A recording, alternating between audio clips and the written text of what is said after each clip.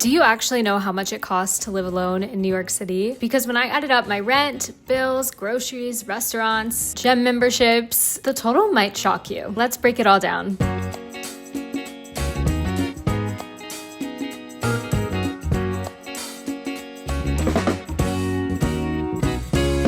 I should not have put laundry in right before I started filming this video, but we're talking money today. I feel like one of the biggest questions about living in New York, especially living alone, is how much does it cost? What's the breakdown? If you're looking to move to New York, if you live in New York, but you're curious how much a specific lifestyle in New York costs, this is the video for you. I am going to share with you guys exactly how much it costs for me to live my specific lifestyle in New York City. I'm just going to address this head on. Anytime I do any sort of like finance videos or share my rent with you guys online, I get so many comments being like, you have to make so much money to afford this. So I'm gonna put a few disclaimers in here. In New York City, your salary potential is higher than other locations in the United States. For a job in a specific industry in New York, the range of salary potential is gonna be so much higher than for that exact same job in, say, Dallas or St. Louis or Chicago. So I want people to keep that in mind, that it's more expensive in New York, but because of that, the salaries pay you more here. So yes, while your expenses might be up, your earning potential is also up. So I'm just being fully honest about that. And I just wanted to put that disclaimer at the beginning of this video because I always get so many comments being like, this is impossible. Like, no one makes this much money. People do. I only say that because if you're watching this video, it's possible for you to also make that much money if that's a goal that you have, because you can do anything that you put your mind to. I see a lot of scarcity mindset in the comments of these YouTube videos sometimes. So I just want to address that because I think it's important that we have an abundance mindset because it is possible. Anyway, that being said, I spend about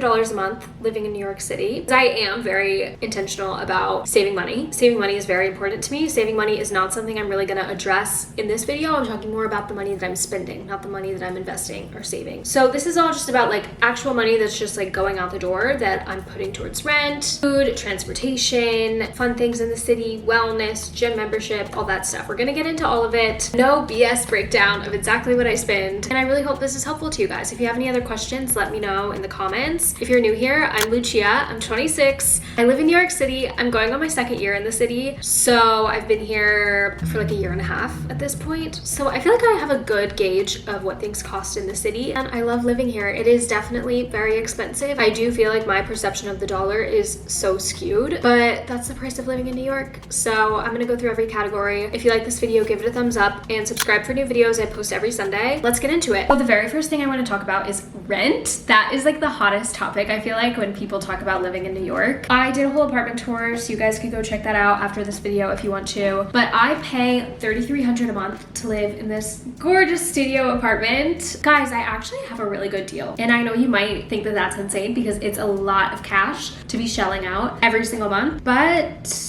that's what I do. Relative to New York City prices, it is a good deal. I did get kind of a discount on this apartment, which if you want the backstory of that, you can check out my moving series where I get into all the details. For context, this is a studio, so I live alone. It is so much more expensive to live alone in New York City. A ton of people in their 20s to mid 20s and even late 20s have roommates because you'll save $1,000 to $2,000 a month, which is a lot of money. And you can live in a nicer place with the roommate. So a lot of my friends might sacrifice on living alone so that they can live in a nicer building with a doorman, or some people live alone but in a less nice building, more of a walk-up situation. People prioritize the neighborhood that they live in. So if you want to live in the West Village, you're going to be living in a walk-up. It's probably going to cost you like $4,000 and you're not going to have like any amenities or anything. Versus if you live in a less popular neighborhood like Fidei or Midtown, you might be able to get a little more bang for your buck in terms of the actual apartment itself, but the location is kind of a trade-off. So there's so many different puzzle pieces when it comes to figuring out your budget with New York City apartments.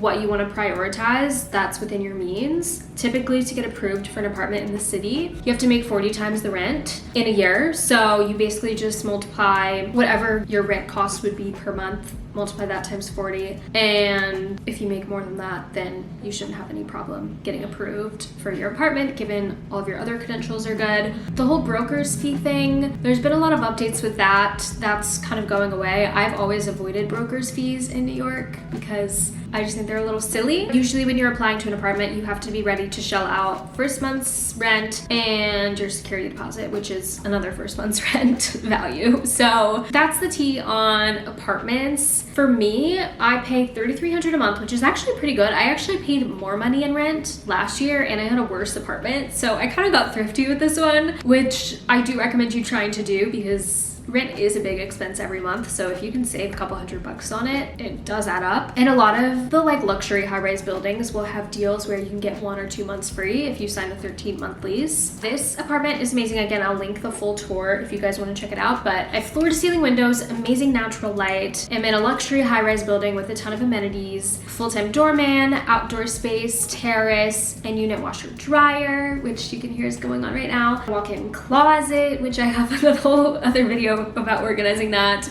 It's really a great space. I love it. The location is not ideal. I'm in Midtown West, but I love being near the West Side Highway because I'm such a West Side Highway runner girl. And I also commute to Hoboken for my corporate job. So that system also works out well for me. So this location is a little bit niche, but it's good for my specific needs, which I recommend you just being real with yourself about. Like, where do you go throughout the week and what is your commute gonna look like, because commutes can be tough in the city, so you want to maximize that so you're not wasting your time. In terms of utilities, everything is included here except for electric, and I think electric is like about $30 to $50 a month. I haven't really seen it get much more than that because it is a small space. I always turn off my AC when I'm not here. If you don't have a unit washer dryer, you have to pay laundry out of pocket or send your laundry out. I'm just lucky that everything is included, so I really don't have any more utilities I have to deal with. I also do have to pay for Wi-Fi, which is $50 a month. My Wi-Fi service is amazing though. I think I have Verizon and I've never had any issues with it. Guys, I don't pay for any streaming service, so I don't pay for anything like that. That's my housing cost. Total adds up to $33.80. Now let's talk about food. I'm gonna be honest with you guys. I am not the most thrifty when it comes to my food budget. I really don't cook. It's not my thing. I think that might be a New Year's resolution in the pipeline for me because I do think that would be very beneficial. And I am very into clean eating and wellness and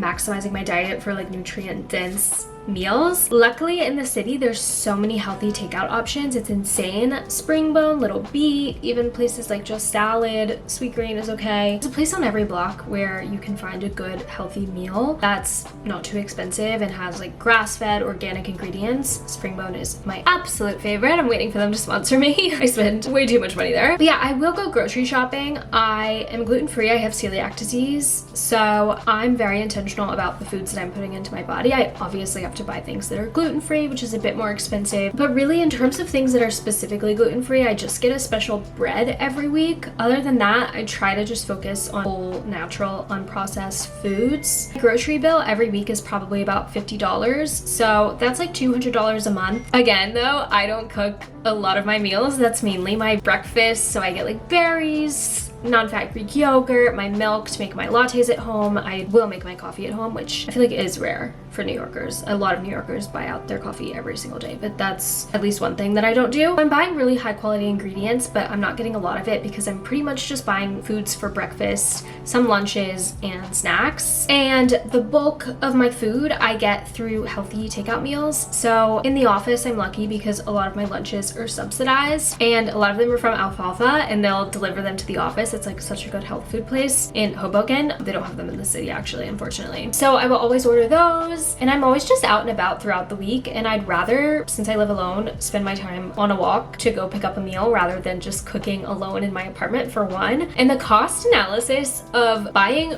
really high quality organic grass-fed ingredients for one person doesn't make a lot of sense. I actually do think it's cheaper for the quality of food that I'm eating to buy it out since there are so many great options in New York. So I do spend probably $500 on takeout a month, which you guys might think is insane. Is it insane? Probably. I do think a lot of people do the same in New York, if I'm being real with you guys. And I buy like healthy stuff. If you watch my vlogs, you know. I'm not just like getting pizza every day. That's what I do for that. That just makes the most sense for me in terms of living alone. And I feel like it's really worth the money because I'm reaping the benefits from having such high quality food. Like I'm not going to McDonald's for my takeout and making it cheaper, you know? And then on top of that, socially, I like going out to to eat with friends. I do get a lot of meals comped being a content creator in the city. There's always like dinners and things. Restaurants will invite me in, which is super fun. But I probably actually spend about $300 on restaurants a month. Again, it varies depending on if I have more plans with friends that month or less plans with friends, or if there's like a fancy birthday dinner or something. But this is just going to cute little trendy places in the city, more for a social vibe than for actual food vibe, and just like it's a fun friend thing to do. So that's $1,000 on food a month, encompassing restaurants, takeout, and groceries, which is kind of crazy. That's a lot. Now that I'm saying that out loud, like I didn't realize that I spent that much on food. I do think it is a little crazy. So that's something I am looking to optimize further, as I am constantly just trying to improve my life and be a better person. So if you have any tips for living alone, especially as someone that really does value high quality meals but doesn't love cooking, let me know. Maybe I'll make a series about that or share my journey with you guys trying to improve that part of my life. For now, this system does work for me, and that's how much it costs in the city if that's gonna be your lifestyle with food and everything. It's so bright in my apartment, but like I'm so obsessed with it. Give me the sun. This is the best thing ever. People keep telling me that I'm tan. I have not been outside in so long just because I work a corporate job, unfortunately. Like maybe I am getting tan from just being in my apartment. I don't know. Anywho, let's talk transportation. So transportation in the city is actually so easy in my opinion. I rarely Uber unless I'm like Ubering to the airport. Pretty much only walk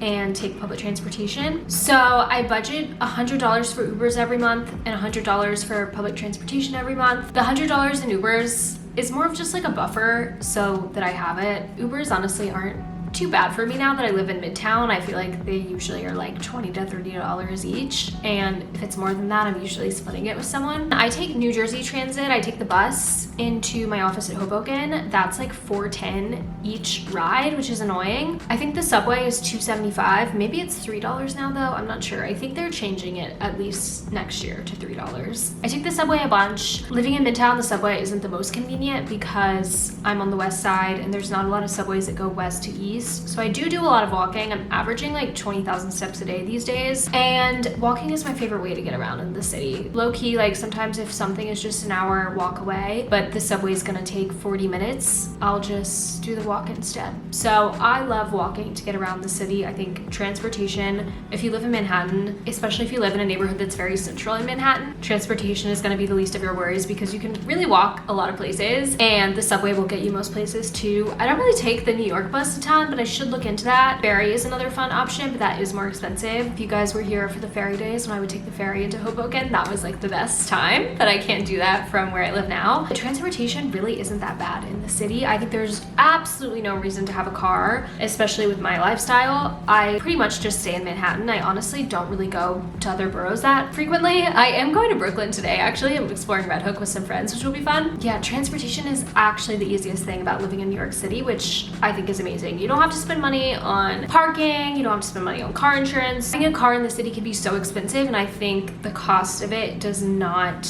reap you the benefits that you think you would get from spending that much money a month. Like it has to be at least $1,000 a month to have a car in the city. For me, I'd rather just pay more in rent and not have to have a car. So that's my philosophy on transportation. $200 a month, really not bad at all. Next category is wellness. I'm such a wellness girl, as you guys know, so this is my favorite one. Gym membership. Gym memberships are expensive in the city. I actually think they're so worth it because the value that you get from a gym membership at a luxury place like a Lifetime or an Equinox is so amazing because they offer you unlimited classes. I'm such a workout class person. I love having the option to have unlimited workout classes. I used to have a membership at Orange Theory. I also went through a solid core phase, and I loved having those unlimited memberships, but you're limited to a very specific type of workout, which can get kind of old and it isn't the best in terms of longevity and spicing things up and diversifying your workouts and recovery. So I actually think joining like an Equinox or a Lifetime is such a great investment. I'm a member at Lifetime. It's $320 a month. It's amazing. I'm obsessed with it. I go to yoga classes, I go to strength classes, I go to Pilates classes. Right now it's the summer, so I'm doing a lot of outdoor runs, but it's nice knowing that in the winter I will have the indoor runs available to me with the treadmill. They also have so many locations over the city and a bunch of Gen Z. If you're watching this and you're Gen Z, I feel like Lifetime is very Gen Z and Equinox is very millennial in the city. So a lot of my friends are also Gen Zs and young professionals professionals, so a lot of them are also members at Lifetime, which is super fun. They also have really cool amenities that you don't get from just like joining a boutique studio like an Orange Theory or something. A cold plunge, a hot tub, a pool in the summer, like it's truly the best. So I definitely think you get a great bang for your buck out of these luxury gym memberships in the city if you are someone that works out every day. Like I'm someone that I work out every day, so it makes sense for me to pay for this membership because I actually use it. If you just pay for it and you go like once a week, I don't know if that's really worth it. Maybe you should just pay for workout classes individually, but for me it's actually the best thing. So love a gym membership. On top of that, in terms of wellness, again, transparently with content creation, I do get invited to different things like hair highlights, blowouts,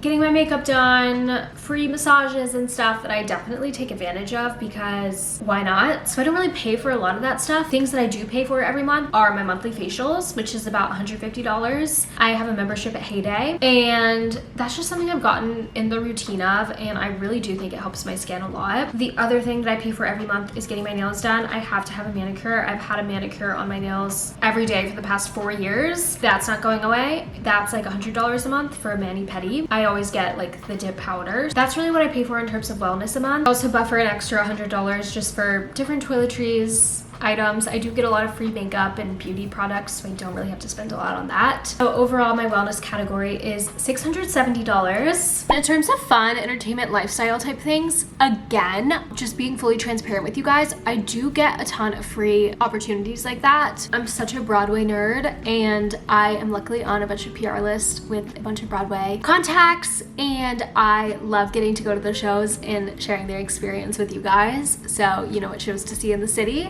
I'm actually going to Mamma Mia this week and I can't wait.